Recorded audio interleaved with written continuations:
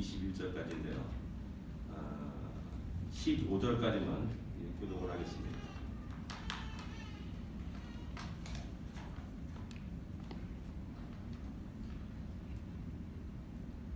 창세기 18장 1절부터 15절까지만 교독을 하겠습니다. 제가 1절 읽겠습니다. 여호와께서 만문의 상수리 나무들이 있는 곳에서 아브라함에게 나타나시니라. 날이 뜨거울 때 그가 장막문에 앉아 있다가 눈을 들어본즉 셋이 그가 그들을 보자 정문에서 덮으며 몸을 땅에 이르되 내 주여 내가 주께 은혜를 입어 싸우면 원하건대 종을 떠나 지나가지 마시옵고 물을 조금 가져오면서 신들의 발을 씻으시고 나무에서 주시소서. 내가 떡을 조금 가져오리니 당신들의 마음을 상쾌하게 하신 후에 지나가소서. 당신들이 종에게 오셨음이니이다. 그들이 이르되 내 말대로 그리하라. 아브라함이 그렇게 장막으로 가서 사람에게 속에 구운 것을 떡을 만들고 아브라함이 또 가축대에 있는 곳으로 달려가서 기름지고 좋은 송아지를 잡아 하인에게 주니 그가 급히 요리한지라. 아브라함이 옮긴 젖과 우유와 하인이 요리한 송아지를 가져다가 그때가 태초를 넣고 그들이 먹으니라. 그들이 아브라함에게 이르되 내 아내 사라가 어디 있느냐 대답하되 장막에 있나이다. 그가 이르시되 내가 반드시 내게로 돌아오니 내 아내 사라에게 아들이 있으리라. 사라가 그 뒤 장막문에서 들었다. 아브라함과 사라는 나이 많아 늙었고 사라에게는 여성이 생기가 끊어졌는지라. 사라가 속으로 그 이르되 주님도 늙으시고 무슨 즐거움이 있으리요. 여호와께서 아브라함에게 이르시되 사라가 왜 웃으며 이르기를 내가 늙었거늘 어떻게 아들을 낳으리요 하느냐. 여호와께서 능하지 못한 일이 있겠느냐. 기한이 이를 때 내가 내게로 돌아오니 사라에게 이들이 있으리라. 같이 있습니다. 사라가 두려워서 부인하여 이르되 내가 웃지 아니하나이다. 이르시되 아니라 내가 웃었느니라. 아멘. 아브라함에게 여섯 번째 나타나신 하나님, 이제 일곱 번째, 여덟 번째 두 번 남았습니다. 지루합니다. 그러나 아브라함의 첫 번째부터 여덟 번째가 쭉 살펴보면은 미세한 차이점을 이렇게 발견하게 되고 또한 나타난 때를 또한 다른 것들을 볼 수가 있습니다. 그런 의미에서 모두의 인생 속에 말씀하신 하나님을 다시 한번 발견할 수 있기를 원합니다. 이 여섯 번째 나타나신 하나님은 나그네로 나타나십니다. 나그네. 하나님은 다양한 모습으로 우리에게 다가오실 때가 많습니다. 여기서 히브리서는 13장 2절에서 손님 대접하기를 잊지 말라 라고 말씀하면서 부지 중에 천사를 대접한 이들도 있느니라 이렇게 말하면서 이 아브라함이 하나님을 천사와 하나님을 영접하는 그 사건을 이야기하고 있음을 알 수가 있습니다. 기회는 언제나 오는 것이 아닙니다. 또 기회가 우리 앞에 야 이게 기회다 탁 와가지고 나 잡아라 하고 이렇게 달려드는 것이 결코 아닙니다. 우리가 아주 참 우연한 속에서 지나갑니다. 손님을 잘 대접하며 잊지 않고 열심히 봉사하고 충성을 다하더니 그 언젠가 천사를 영접하는 영광을 얻게 되는 것입니다. 마태복음 25장 31절 46절에 보면 마지막 때를 이야기하면서 하나님께 양과 염소를 구분하는 그런 예화를 들으십니다. 주님 여기서 다양한 모습 우리에게 찾아오셨음을 그들에게 말합니다. 어떤 때는 줄인 자의 모습으로, 어떤 때는 목마른 자의 모습으로, 어떤 때는 나그네의 모습으로, 어떤 때는 헐벗은 자의 모습으로, 어떤 때는 병든 자의 모습으로 찾아오시고, 어떤 때는 옥에 갇힌 모습으로 다가오셨습니다. 근데 사람들은 이런 사람들을 우습게 여기고 경홀히 여기고 또한 귀하게 여기지 않았습니다. 주님이 그들에게 다가가셨는데 그들은 배척하는 것이죠. 모두의 인생 속에도 이런 실수와 잘못들, 죄의 모습을 발견할 수가 있다는 사실입니다. 우리에게 찾아오신 주님을 우리는 어떻게 대하고 있는가를 한번 생각해 볼 필요가 있습니다. 우리 앞에 스쳐가는 수많은 사람 속에 주님이 우리에게 다가오는 것은 아닌가를 한번 생각해 볼 필요가 있다는 사실입니다. 우리는 언제나 주님의 영광스러운 모습, 하나님이시니까는 거대하고 영광스러운 모습으로만 우리에게 찾아오신다는 그런 착각 속에 생각하기 때문에 언제나 외모로 사람을 평가하고 판단하는 잘못을 범할 때가 많습니다. 그래서 병든 자의 모습으로 오면은 우리는 생각조차 하지 않습니다. 굶주린 자의 모습으로 와도 우리는 그를 귀하게 여기지 않는다는 사실입니다. 그런데 아브라함은 나그네의 모습으로 오신 그 하나님을 달려가 영접했다라고 2절에 말씀합니다. 달려나가 영접하며 몸을 땅에 굽혔다라고 이렇게 말씀합니다. 이 장면이 저는 실감이 안 났어요. 그러다가 얼마 전에 우연하게 동영상 보다가 이런 마음이 있구나라는 것을 한번 이게 실감한 적이 있습니다. 중계 어떤 20대 초반의 여자가 속아서 그런지 모르지만은 사막에 있는 어떤 청년에게 시집을 한 겁니다. 40일 동안 사람 한 명도 못 본 겁니다. 그게 너무나 억울하고 원통해가지고 막 울고 그랬다는 거예요. 근데 어느 날 발자국 소리가 들리대요. 그게 너무나 반가운 나머지 달려나간 겁니다. 근데 그 사람은 뭐 사막에 살았던 사람이기 때문에 그냥 아무 이상 없이 지나간 거죠. 그냥 훌쩍 지나간 겁니다. 근데 그 사람이 남긴 발자국이 있는 겁니다. 그게 너무나 귀중하게 여겨가지고 대야를 가져다가 그 발자국을 덮어가지고 오랫동안 그 흔적이 지워지지 않기를 그게 소원하면서 바랬다라는 그 동영상을 이렇게 본 적이 있습니다. 야, 어쩌면 아브라함이 달려나가 영접하였다라는 이 말이 그런 모습이 아닌가라는 그런 생각도 하게 됩니다. 나그네 세계 살아갑니다. 누가 자기에 찾아오겠습니까? 누가 자기를 만나러 오겠습니까? 그런 사람이 누가 있겠습니까? 그 자기를 향해 다가온 사람이 있는 겁니다. 자기를 찾아오는 사람이 있는 겁니다. 얼마나 반갑겠습니까? 단련 안 하는 거죠. 사람과 사람이 만나는 거, 우리가 서로 이렇게 만나는 거 특히 당연하다고 생각하기 때문에 그거에 대해서 기뻐하거나 흥분하거나 감격하는 사람은 그렇게 많지 않습니다. 예, 당연하게 생각했기 때문에 그 소중함을 느끼지 못할 때가 많다는 겁니다. 더 나아가서 이러한 만남과 이러한 여러 가지 사건들, 그런 모든 것들이 하나님의 은혜라고 생각하는 사람은 더더욱 희귀하다는 사실입니다. 이런 모든 모습도 우리 일상생활에서 우리가 쉽게 찾아볼 수가 있습니다. 제가 지금 목이 참 이렇게 말라갑니다. 물이 그립습니다. 이 물을 마신다는 거, 이게 얼마나 감사하고 기쁜 일인지, 내가 숨을 제대로 쉬고 살아가는 거, 이것이 얼마나 기쁘고 감사한 일인지, 내 건강하게 아침에 일어나서 기지개를 쫙 펴고 아침 일과를 시작하고 일터로 나가는 이 모든 것들이 얼마나 큰 하나님의 은혜인지를 우리 한번 생각해 본 적이 있냐라는 겁니다. 건강 잃어버렸을 때야 진짜 건강이 참 하나님 은혜구나 라고 말할 수 있다는 겁니다. 제가 늘 몇 번 얘기한 것 같은데요. 제가 오래전에 일산에 있는 그 복지원을 한번 방문한 적이 있습니다. 그때 이제 거기 목사님이 하신 말씀이, 그때 거기에 대부분 이제 뇌성마비 환자들이 이제 수용되어 있었습니다. 여러분들 침을 한번 꼴깍 넘기는 것이 얼마나 기쁘고 감사한지 한번 생각해 본 적이 있냐라는 그 얘기를 한 적이 있습니다. 여기 있는 아이들은 그 침 한번 넘기는 것도 온몸을 비틀면서 한번 꿀꺽 넘긴다는 겁니다.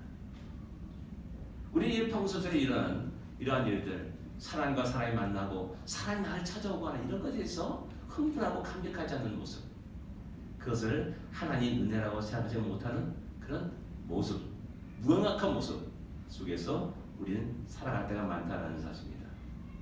그렇기 때문에 감사하지 못합니다. 그렇기 때문에 우리는 오히려 그런 우리가 당하는 모든 환경에 대해서 불평과 원망을 할 때가 많다는 사실입니다. 우리는 하나의 뜻 안에서 이곳에서 이 장소에서 만났습니다. 하나님이 우리를 위해서 보내신 사람의 사실을 서로가 확인할 수 있고 또한 인정할 수 있고 또한 그 속에서 하나님의 은혜를 발견할 수 있기를 원합니다. 지극히 평범한 곳에서 감사와 찬양이 흘러 넘쳐나야 된다는 사실입니다. 이런 아브라함의 모습 속에서 그 나그네를 대접하는 자세에서 그는 소극적이 아니라 상당히 적극적으로 극진히 존경하는 태도를 보였음을 알 수가 있습니다. 예의를 다해서 인간의 욕심에 따라서 판단하고 평가하는 것이 아니라 자기에게 이익을 줄 수 있는 사람이냐 없는 사람이냐에 따라서 대접하고 대답하지 않고 하는 그런 것이 아니라 극진히 적극적으로 그 나그네를 대접하는 아브라함의 모습을 발견하게 됩니다. 더 나아가서 발을 씻을 물을 주고 먹을 양식으로 대접합니다. 그들의 나그네 인생이 얼마나 지치고 피곤할 줄 우리는 쉽게 짐작할 수 있지 않습니까? 그들의 피를 충분히 채워주는 모습을 볼 수가 있습니다. 여기까지는 우리는 할 수가 있을 것입니다. 왜 좀 약간 그래 나그네 대접하니까는 충분히 먹을 것, 물 좀 마시고 가십시오. 먹을 것도 먹고 가십시오라고 할 수가 있습니다. 더 나가서 고운 가루 떡을 만들고 또한 기름지고 좋은 송아지를 잡아 대접하고 하는 이런 장면을 보게 됩니다. 최고의 것으로 최선의 것으로 대접합니다. 먹다 남은 찌꺼기를 가지고 우리가 먹다 남은 이제 밥을 한 덩어리가 있는데 뭐 드시고 가겠습니까? 이런 말이 아니라 새롭게 기름진 송아지를 잡아가지고 요리를 해가지고 또한 그들을 대접하는 장면을 보게 된다는 사실입니다. 이렇게 나그네를 극진히 대접하는 아브라함의 모습 속에서 오늘 살아가는 우리의 모습을 한번 보실 수 있기를 원합니다. 우리는 풍요로운 세계 속에 살아갑니다. 우리 인류 역사상 대한민국의 역사 단군 이래 가장 풍요로운 역사를 살아간다라고 공통적으로 얘기를 합니다. 그러나 우리가 한번 돌이켜 보면은 우리의 마음은 과연 그렇게 풍성한가라는 그 생각을 하게 됩니다. 또한 풍요로운 이 나라에 와서 살아갑니다. 그러나 우리는 얼마나 그 풍요로움 속에서 살아가고 있는가, 그렇게 베풀며 살아가는가 생각하면 또한 그렇지 않은 것을 보게 됩니다. 더 나아가서 버터와 우유와 요리한 음식을 대접하면서 그들 앞에 모셔섰다라고 이야기합니다. 이 자세는 나그네를 주인으로 대접하면서 그의 모든 시중을 드는 자세의 모습입니다. 아브라함이 그렇게 그 나그네를 모셨다라고 이야기하고 있는 겁니다. 여기서 우리가 한번 생각해 볼 수가 있습니다. 아브라함이 과연 하나님을 알아봤을까? 근데 이제 저는 문맥을 쭉 살펴보게 되면 처음에는 몰랐던 것 같아요. 부지 중에 천사를 영접했다는 말씀 속에서 몰랐던 것 같습니다. 그러나 점차 갈수록 이분들이 평범한 사람이 아니네, 평범한 나그네가 아니네 라는 것을 알고 대접하게 나오고 결국 그분들을 그 앞에 모셔 서는 그런 장면을 우리에게 보여주고 있다는 겁니다. 이런 장면은 하루아침에 이루어지는 것이 결코 아닙니다. 그의 생활화된 모습, 그의 전 인격의 모습을 우리에게 보여주고 있는 것입니다. 왜냐하면 여러분들 우리 아브라함 잘 알다시피 족장입니다. 나이가 99세입니다. 살 만큼 산 어른입니다. 또한 그 앞에 왕들의 전쟁에서 승리한 용사이기도 합니다.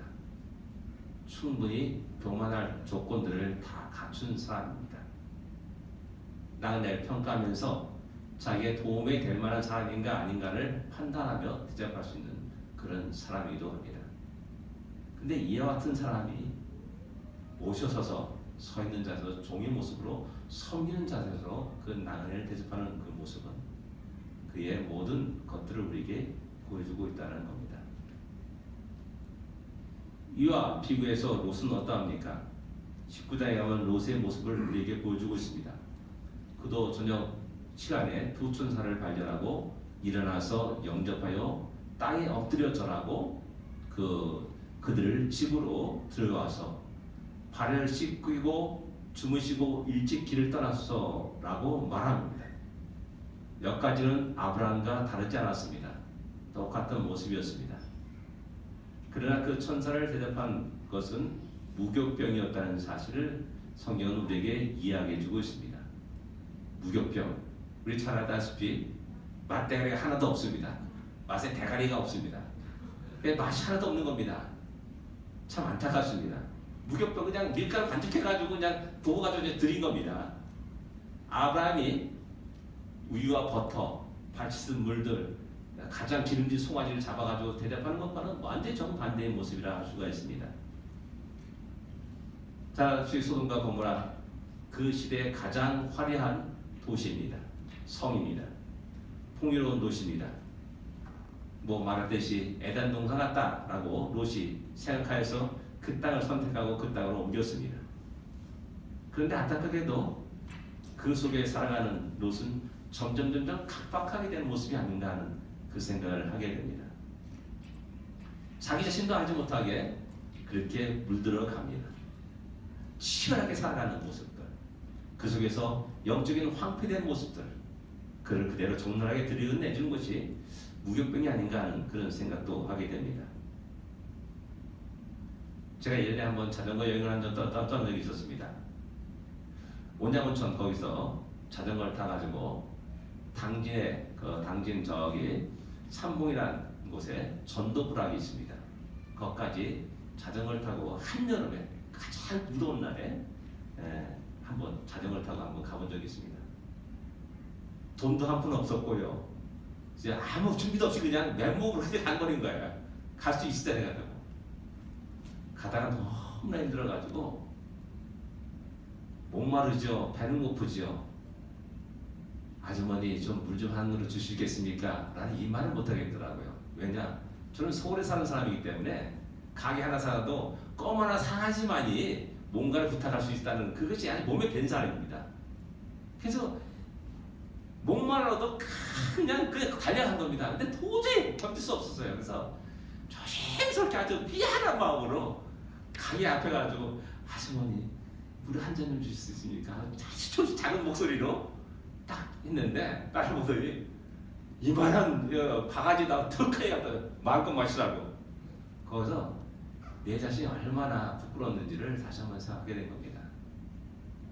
나도 모르게 그 삶 속에서 나도 그렇게 살아가는구나. 각박하게 살아가는구나. 이웃이 없이 살아가는구나. 나눔이 없이 살아가는구나. 뭔가 다 딜을 해야 되는 그런 세계에서 내가 살아가는구나 라는 사실을 새롭게 발견하게 되었다는 사실입니다. 이것이 바로 롯의 모습이 아닌가 생각하고 오늘 이 시대를 살아가는 우리 현대인의 크리스천의 모습이 아닌가 생각됩니다. 오늘 우리들의 모습이 아닌가도 생각하게 됩니다. 다시 한번 아브라함이 그 나그네를 영접하는 그 모습 속에서 그의 삶과 그의 인격을 다시 한번 새롭게 발견할 수 있기를 원합니다. 그리고 하나님은 이 아브라함에게 변함없는 약속을 다시 확인시켜주는 장면을 우리에게 보여주고 있다는 사실입니다. 10절에 보면 내년 이맘때 내가 반드시 내게로 돌아오리니 라고 말씀합니다. 여기서 내가 반드시 내게 돌아오리라 이렇게 말씀하는 겁니다. 지금까지는 어떻게 보면 막연하게 하나님의 약속을 믿고 의지하면서 살아갔습니다. 근데 이제는 내년이라는 시간이 제한된 시간이 눈앞에 확 다가오는 겁니다. 그 약속의 실현이 눈앞에 보게 되는 겁니다. 막던 42.195km의 그 오랜 그 거리를 갖다가 달려왔던 그 사람이 드디어 이제 결승골 100m를 앞두고 있는 그러한 모습이라 할 수가 있습니다. 지금까지는 그냥 내가 너에게 아들 주리라, 낳게 하리라 라는 이런 말만 하나님이 그들에게 이야기했습니다. 근데 이제는 내년 이맘때 내가 반드시 돌아오리라 라고 화끈하게 또 분명하게 말씀하십니다. 약속의 실현을 가지고 다시 돌아오겠다라고 하나님이 그 아브라함에게 말씀합니다. 이 말을 듣고 사라가 아이고 내가 늙었는데 라고 얘기합니다. 이미 경수가 끊어졌다라고 말합니다. 임신이 불가능한 상태임을 아브라함도 알고 사라 자신도 잘 알고 있는 겁니다. 인간의 이성적인 판단으로는 도저히 불가능한 상태라고 말합니다. 그래서 아휴 참 웃기는 소리 하시네요. 나는 이러한 느낌의 그런 반응을 하게 되는 것이죠. 기가 막혀서 웃는 겁니다. 우리 어머니 여기 계시는데 우리 어머니가 막내를 낳았다고 생각하면 어떻게 되겠습니까? 그냥 웃는 거 아닙니까? 웃게 되죠. 여기서 우리는 그러나 하나님은 그에게 말합니다. 내년 이맘때 내가 반드시 내게로 돌아오리라. 내년 이맘때 내가 반드시 내게로 돌아오리라.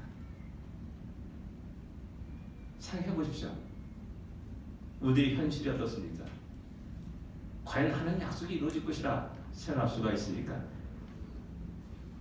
그러나 하나님의 은혜는 우리가 할 수 없을 때, 우리가 불가능할 때, 우리가 드디어 항복할 때, 두 손 두 발 다 들을 때, 그때 드디어 하나님이 진정 이것이 나의 선물이다. 너의 노력이 아니라, 너의 능력이 아니라, 너의 지혜로 이루는 것이 아니라 전적으로 나의 선물이다, 나의 은혜임을 갖다가 알려주시기 위해서 그때까지 우리를 기다리신다는 겁니다. 그래서 100%, 99.9999%가 아니라 100% 전적인 하나님의 은혜임을 우리 인간으로 고백하게 합니다. 아브라함 입에서 그 사실을 고백하게 합니다. 사라 입에서 그 사실을 인정하고 고백하게 합니다. 그래서 우리의 인생이 하나님의 은혜로 살아가는 인생을 갖다가 알려주십니다. 여기서 또 다시 14절에 보면 하나님은 능치 못함이 없으신 전능하신 하나님으로 그들에게 말씀하십니다. 지금까지 인도하시는 하나님, 언약의 하나님으로만 인식하였습니다.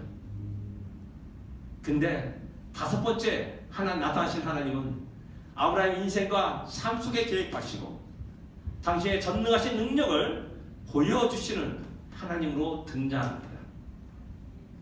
이 능력의 하나님을 경험하는 것은 우리의 신앙생활에 굉장한 활력소가 됩니다.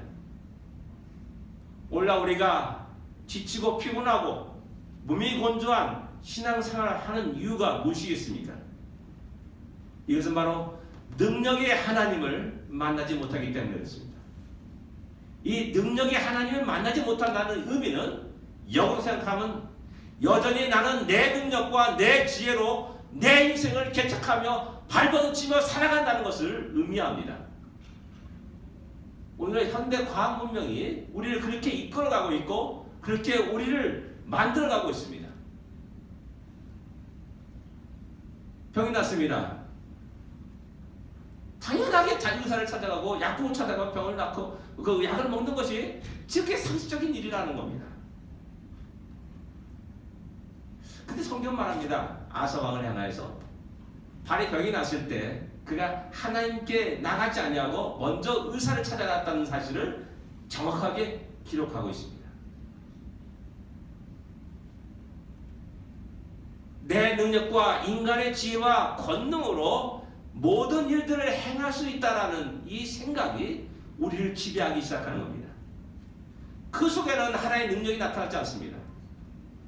하나님은 내가 두 손 두 발 다 들 때 드디어 인간의 능력으로 할 수 없다고 생각됐을 때 그때 드디어 당신의 전능하심을 나타낸다라는 사실입니다. 출애굽의 광야 생활이 바로 그러하였음을 우리에게 이야기해주고 있습니다. 그래서 우리의 모든 삶 속에서 내 능력과 지혜로 가지고 살아가는 것만큼 어리석은 것이 없다는 사실입니다. 우리의 삶 속에 이런 하나님의 능력을 더욱더 의지하고 또한 경험하면서 살아갈 때 우리의 모든 앞에 닥치는 모든 환난과 어려움들, 장애물들을 뭐 하나님의 능력 앞에서는 아무것도 아니라 하면서 능히 일어나고 또한 힘써 믿음의 길을 걸어갈 수 있다는 사실입니다. 그럼 17절과 18절을 한번 다 같이 읽어보겠습니다. 17절과 18절입니다. 같이 읽겠습니다. 여호와께서 이르시되 내가 하려는 것을 아브라함에게 숨기겠느냐? 아브라함은 강대한 나라가 되고 천하 만민은 그로 말미암아 복을 받게 될 것이 아니라. 예, 그렇게 되겠다라는 말입니다. 아브라함이 강대한 나라가 되고, 이것을 내 자신에게로 바꿔서 생각해 보시기 바랍니다. 나는 강대한 나라가 되겠고 천하 만민은 나로 말미암아 복을 받게 될 것이다. 얼마나 멋진 말입니까? 이것이 아브라함에게 향한 약속뿐만이겠습니까? 오늘 믿음을 가지고 하나님을 의지하고 하나님의 영광을 위해서 살아가는 우리 모든 믿음의 사람들에게 동일한 약속이 아니겠습니까? 하나님이 내가 하려는 것을 아브라함에게 숨기겠느냐라고 말합니다. 하나님의 계획과 의지들, 그 역사의 방향들을 하나님 아브라함에게, 믿음의 당신의 백성에게 이야기하시겠다라고 말합니다. 힘들고 피곤해 지쳐갈 때 그때마다 우리는 이 약속을 다시 한번 기억하게 됩니다. 이 약속은 우리에게 무한한 힘을 주십니다. 다시 일어나게 합니다. 다시 용기를 갖게 합니다. 다시 믿음으로 발걸음을 옮기게 합니다. 우리는 이 약속의 말씀을 조용히 묵상할 수 있어야 됩니다. 그리고 다시 한번 하나님의 그 약속의 말씀을 가슴에 다시 새길 수 있어야 됩니다. 힘이 듭니까? 피곤합니까? 지쳐 있습니까? 하나님 약속이 점점 멀어져 간다고 생각합니까? 의심이 일어난다고 생각합니까? 하나님 나를 통해 이루는 일이 무엇입니까? 언제 그런 일이 일어날 것입니까? 라는 그런 생각이 들기도 합니까? 그러나 하나님 계속해서 우리에게 말씀하는 겁니다. 아브라함은 강대한 나라가 되겠고 우리는 강대한 나라가 되겠다는 약속이 맞습니다. 천하 만민은 우리로 말미암아 복을 받게 될 것이다. 나는 이 말씀이 우리 안에 분명히 새겨지기를 원합니다. 세 번째 18장 20절부터 21절에 보면은 소돔과 고모라에 대한 향한 하나님의 계획을 들려주십니다. 심판의 계획입니다. 여러분들, 하나님이 아브라함에게 이런 대화를 나누는 그런 의미가 무엇이겠습니까? 이런 계획을 이야기하는 일이 의미가 무엇이겠습니까? 여러분들 가정에서 이야기할 때 한 2살 먹은 아이들한테 야 우리 내년에 우리 이런 계획하고 또 이사할 텐데 넌 어떻게 생각하니? 라고 질문할 사람이 과연 있겠습니까? 없습니다. 아버지는 야 나 따라와 끝입니다. 약간 좀 민주화된 가정은 아내하고 남편이 서로 이야기하죠. 상의하죠. 대화의 상대로 이야기하는 겁니다. 대화로 상대로 얘기하는 것은 뭐냐면 동역의 관계로 아브라함을 대하고 계시다는 사실을 말할 겁니다. 하나님이 역사 만물을 다 다스려나가고 이끌어 가십니다. 당신 혼자 야 나 따라오면 돼 라고 말씀하는 거잖아. 야 아브라함아 나는 이런 계획을 하고 있다. 너 이렇게 해줄 수 있냐? 저렇게 해줄 수 있느냐? 라고 말씀하는 겁니다. 동역의 차원으로 하나님은 아브라함을 대하고 계시다는 사실 앞에서 얼마나 아브라함 입장에서 보면 영광스러운 일인지를 다시 한번 생각해 볼 필요가 있다는 사실입니다. 또 우리는 한번 생각해 볼 것은 뭐냐면 소돔과 고모라는 아브라함에게 어떤 의미를 가지고 있느냐라는 겁니다. 그것을 아는 하나님의 계획을 안다는 것이 무엇이 있냐는 겁니다. 과연 그걸 알 필요가 있느냐는 겁니다. 그냥 멸망시키고 싶으면 그냥 하나님 멸망시키면 되는 거지. 왜 구태여 아브라함에게 이야기하자는 겁니다. 이것은 어떻게 보면 세상과 우리 교회와 성도들의 관계를 잘 설명해주는 말씀이라 할 수가 있습니다. 우리 천국 백성입니다. 천국의 소망을 가지고 살아가는 사람들입니다. 그러나 안타깝게도 우리는 여전히 이 땅에 발을 붙이고 살아가는 사람들입니다. 천국 백성이지만은 여전히 우리는 소돔과 고모라 곁에서, 소돔과 고모라 안에서 살아가는 사람일 수밖에 없습니다. 그래서 하나님은 우리 성도들에게, 아브라함에게 이 세상을 어떻게 대해야 될지를, 이 세상의 정치가 무엇인지를 분명하게 이야기하고 말씀하는 사건이 날 수가 있는 겁니다. 아까도 말씀드렸지만 롯은 그 땅을 너무나 아름답게 생각했고 화려하게 말했고 또 풍성한 곳으로 생각했고 에덴 같은 동산 같은 곳으로 여겨서 그 땅을 선택하며 나갔습니다. 그러나 진정 그 땅이 우리가 살아갈 땅이냐? 영원히 그 땅에 발을 붙이고 살아갈 땅이냐? 그 땅의 화려함과 풍성을 마음껏 누리고 살아갈 땅이냐라고 우리 하나님은 아브라함에 질문하는 겁니다. 너희가 그렇게 생각하는 이 땅을 어떻게 징계하실 것인가를 갖다가 분명하게 보여주고 있는 겁니다. 그 땅은 죄악의 도성이요 들어갈 살 수 없는 땅이요 하나님 무서운 진노 아래 있는 땅임을 우리에게 이야기해주고 있는 겁니다. 하나님이 그 세상을 어떻게 다루고 계실지를 분명하게 보여주시는 겁니다. 그것을 보여주고 알았을 때야 우리는 그 땅에 대한 미련을 버리게 됩니다. 그 땅에 대한 부러움을 버리게 됩니다. 그 땅에 동화되고자 하는 마음, 유혹된 마음들을 끊을 수가 있다는 사실입니다. 그래서 성도는, 하나님은 이 창세기를 통해서 소돔과 고모라가 어떻게 되었는지를 끝없이 모든 세계, 모든 세대에 우리의 성도와 교회들에게 말씀하고 있는 겁니다.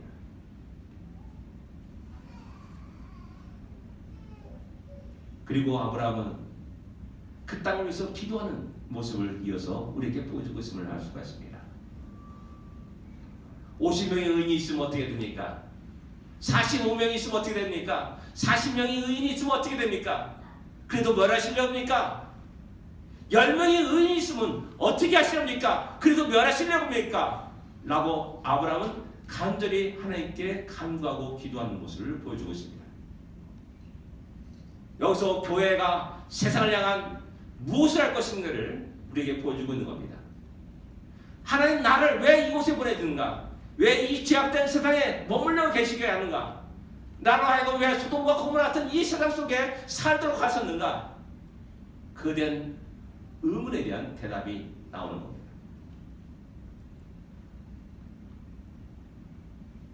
끝없이 우리는 이 땅을 향해서, 죄악된 땅을 향해서 기도해야 되고 그들이 한 영혼을 위해서 기도해야 되는 책임이 있다는 사실을 기억해야 됩니다.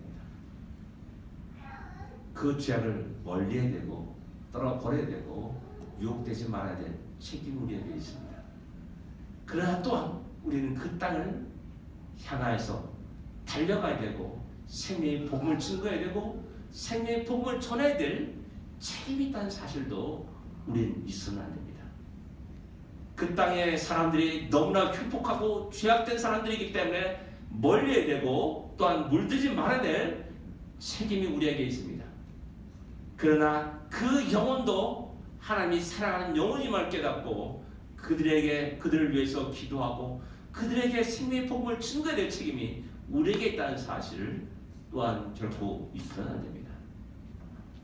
주님 우리를 향해서 너는 세상의 소금이라 라고 말합니다. 너는 세상의 빛이라 말합니다. 세상과 분리된 자들이 아니라 그 안에 살아가는 우리가 어떻게 살아갈 것인지를 말씀하는 그런 말씀을 할 수가 있습니다. 사랑하는 성도 여러분, 첫 번째 나타나는 하나님의 말씀 속에서 하나님 우리를 동료의 관계로 생각하고 있다는 사실을 다시 한번 기억할 수 있기를 원합니다. 그렇다면 내가 이 땅에서 해야 될 일이 있다는 사실을 또한 새롭게 발견할 수 있어야 됩니다. 그리고 내가 그 하나님 보여준 사명을 잘 감당하고 있는지를 다시 한번 우리 안에 질문을 던질 필요가 있다는 사실입니다. 기도하겠습니다.